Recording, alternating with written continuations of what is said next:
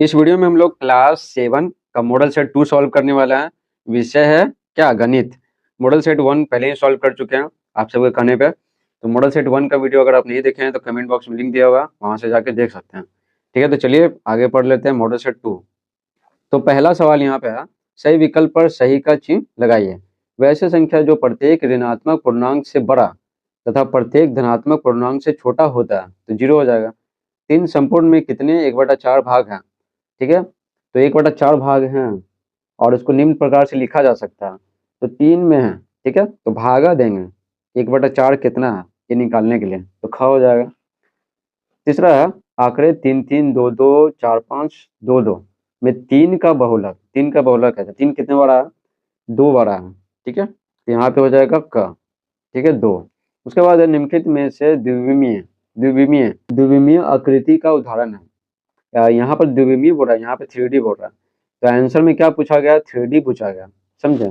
तो 3D का कौन सा हो जाएगा? ग हो जाएगा। पिरामिड, पिरामिड 3D में होता है और आयत चतुर्भुज और त्रिभुज है ना, वो 2D में होता है, समझे। आगे बढ़ते हैं, दूसरा सवाल, स्तंभ अ का स्तंभ ब के साथ सही मिलान कीजिए। तो देखिए, दो धन पूर्णांकों का गुणनफल क्या होता है? धन होता है। उसके बाद एक कोनों के युग्म की माप 90 डिग्री हो तो उसको क्या कहते हैं? पूरक कहते हैं। और कोनों के युग्म की माप 180 डिग्री हो तो उसको समपूरक कहते हैं। और जो बच गया उसको मिला देते हैं।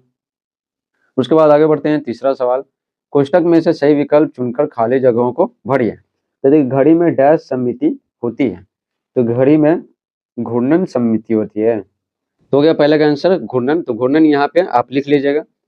दूसरा है, शून्य एक डैश संख्या, तो क्या है? परिमेय संख्या।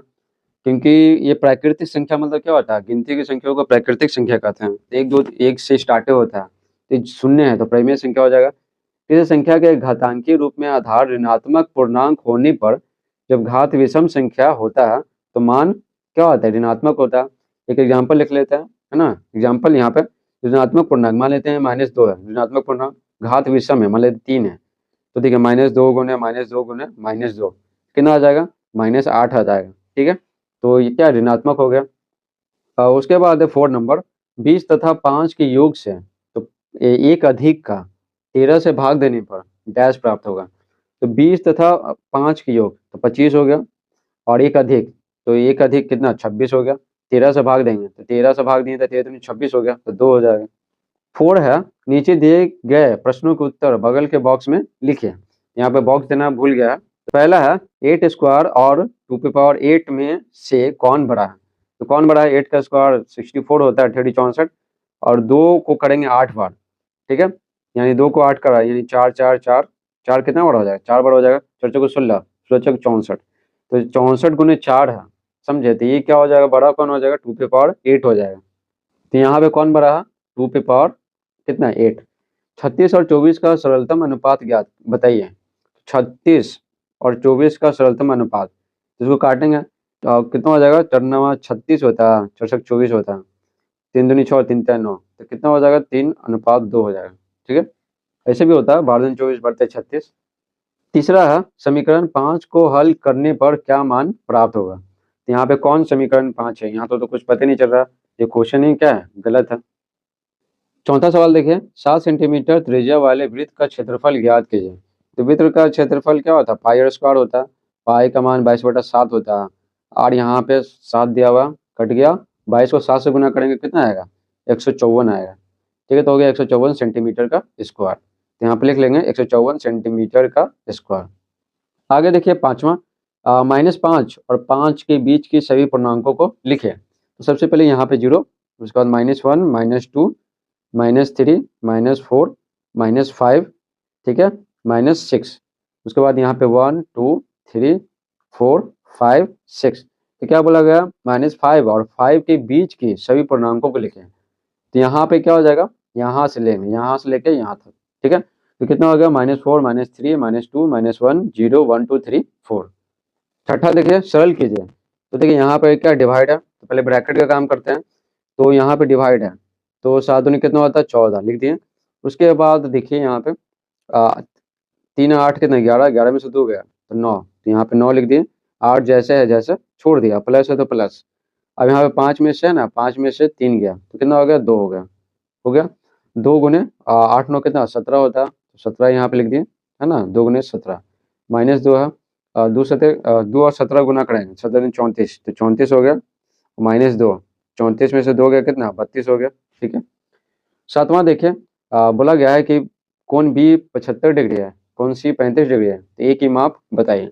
जैसे कि पता है हम सभी को कि त्रिभुज के तीनों कोनों का योग है ना 180 डिग्री होता है ना, 180 डिग्री होता है। तो ये क्या है, अब ये 35 डिग्री है और ये 75 डिग्री है। ठीक है, 75, तो क्या करेंगे 180 में से घटा देंगे दोनों को, तो 35 को घटा दीजिए, ठीक है, और 75 को घटा दीजिए, दोनों को ना, दोनों को जोड़ के घटा दीजिए, तो 75 5 80 नहीं 110 डिग्री हो जाएगा। तो 180 में से जाएगा तो 70 डिग्री हो जाएगा। ठीक है, यहाँ पे आ गया कितना 70 डिग्री। तो यहाँ पे देख सकते हैं, यहाँ पे लिखा हुआ है, यहाँ पे खाली प्लस कर दीजिएगा। ठीक है, तो कैसे निकाला हुआ है आपको बता ही दिए।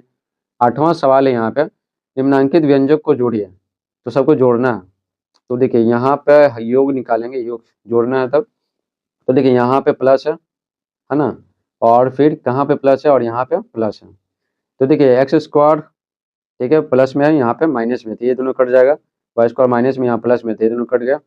तो क्या बच गया, कि यहाँ पे बच गया, देखिए यहाँ +1 है तो -1 से कट गया, यहाँ पे ये बच गया -1 बच गया और ये बच गया, तो minus x square minus y square, और ये जो -1 है ये वाला -1 यहाँ पे लिख दिए। ये हो गया हमारा आंसर। 9 नंबर है, कितने धन का 6 वार्षिक ब्याज की दर से 2.5 वर्ष में वही ब्याज होगा जो 400 रुपये का 5 वार्षिक ब्याज की दर से 3 वर्षों में होगा। ठीक है, तो दोनों को क्या करना है ना, इक्वल कर देना है, क्योंकि दोनों का ब्याज क्या सेम ही है। तो जैसे कि पता है साधारण ब्याज बराबर क्या होता है, मूलधन गुने क्या दर गुने समय, पट्टा में कितना 100 होता है। ठीक है, तो यहाँ पे क्या करेंगे, मान लेंगे ये कितने धन का निकालना है ना, तो यहाँ पे धन मान लेंगे x, लिखेंगे माना कि 6 वार्षिक ब्याज की दर से 2.5 वर्ष में ब्याज x होगा। ठीक है, तो मूलधन बराबर क्या होता है, p होता है। ठीक है, p यानी क्या मूलधन 400, गुना क्या गुने दर, और गुने क्या समय, बट्टा में कितना 100। ठीक है, अब बराबर क्या है एक्स माने इसका, और 6% ब्याज दर है, और 2.5 समय में, बट्टा में कितना 100। पहले ये दोनों को काटा हुआ, ठीक है, 4 25 20 20 या 60, यहाँ पे कितना आ गया 60 आ गया, और ये जैसे लिखा हुआ जैसे लिख दिए, ये पॉइंट को हटाएंगे नीचे कितना आएगा, नीचे आएगा 10। ठीक है, अब इसको काटते हैं, 25 चौके कितना 100 हो गया। ठीक है, 2 दूनी 4 2 तिया 6 हो गया। ठीक है, तो एक्स बराबर यहाँ पे कितना आ जाएगा 60 गुने 2 गुने 10 बट्टा में 3 आ जाएगा। ठीक है, तो इसको काटेंगे, 3 दूनी 6, तो कितना आ जाएगा आंसर 20 गुना 2, तो 40 हो गया, फिर 0, तो 400 आ जाएगा। ठीक है, तो यहाँ पे मूलधन कितना आ जाएगा 400। ठीक है, तो यहाँ पे कितना आ गया 400 रुपया।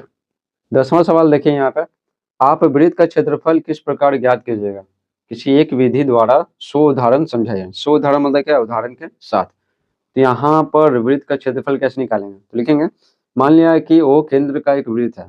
ठीक है, यहाँ पे एक केंद्र क्या ओ, जिसके n बराबर त्रिज्या खंडो ए ओ बी है ना, यहाँ पे ए ओ बी हो गया ये वाला। ठीक है, फिर बी ओ सी हो गया ये वाला। ठीक है, फिर सी ओ डी ये वाला हो गया, फिर डी ओ ई हो गया, इसी तरह बाकी भी। ठीक है, तो यहाँ पर क्या सी ओ डी है, इसी तरह बाकी भी है, n भागों में बांट दिए। अब देखिए यदि n का मान अधिक हो, ठीक है, अगर n का मान बहुत अधिक हो, तो ये जो बड़ा सा बना है ना, ये बड़ा सा एकदम छोटा बनेगा, एकदम चपटा बनेगा, एकदम चपटा। ठीक है, तो इसको सरल रेखा हम लोग मान सकते हैं। तो यदि n का मान अधिक हो, सरल रेखा मतलब कि 90 डिग्री, यदि n का मान अधिक हो तो प्रत्येक त्रिज्याखंड एक समकोण त्रिभुज होगे, समकोण त्रिभुज, समझे, तो इस तरह से समकोण त्रिभुज बनेगा। इस प्रकार हमें n समकोण त्रिभुज प्राप्त होंगे तथा वृत्त की परिधि भी n बराबर खंडों में विभक्त हो जाएगी। परिधि का n खंड है, तो पूरा परिधि कितना होता है 2πr होता है। ठीक है, तो एक खंड निकालेंगे तो n से क्या करेंगे, भागा दे देंगे। तो ये सब क्या सब बराबर है। ठीक है ना, ये बराबर है इसके, ये बराबर है, ये बराबर है, ये बराबर है। ठीक है ना, सब एक दूसरे के क्या बराबर है। जब इसको n खंडों में बांटते हैं तो n बराबर खंडों में बांटते हैं। तो यहाँ पे लिखा हुआ है क्योंकि परिधि का प्रत्येक चाप खंड क्या है बराबर है। तो वृत्त का क्षेत्रफल क्या हो जाएगा n गुने समकोण त्रिभुज AOB का क्षेत्रफल, ये जो है ना AOB का क्षेत्रफल। तो ऐसा कितना है n है। ठीक है, तो इसका अगर हम क्षेत्रफल निकाल लें तो क्या करेंगे, इसका निकाल लेंगे और n से गुना कर देंगे तो सबका क्षेत्रफल निकल जाएगा। तो देखिए n गुने 1/2 गुने क्या होता है, समकोण त्रिभुज के क्षेत्र पे 1/2 गुने आधार गुने क्या ऊंचाई होता है, ठीक है। तो यहाँ पे हो जाएगा ओ ए कितना है यहाँ पे, तो देखिए ए ओ ए, ये वाला ओ ए है, ये क्या है, त्रिज्या है, तो आर हो जाएगा, ठीक है ना, त्रिज्या, तो आर लिख दिए। उसके बाद ये भी निकाला हुआ है, ये वाला 2πr/n, ठीक है ना, तो ये कट गया, ये कट गया, ठीक है, एन एन कट गया, तो कितना हो गया यहाँ पे πr² हो गया, ठीक है, πr²। तो इस प्रकार से निकल गया, अतः वृत्त का क्षेत्रफल बराबर πr²। इस प्रकार से मॉडल सेट 2 समाप्त होता है। मॉडल सेट 3 का वीडियो देखने के लिए कमेंट बॉक्स में लिंक दिया हुआ, वहां से जाके आप देख सकते हैं।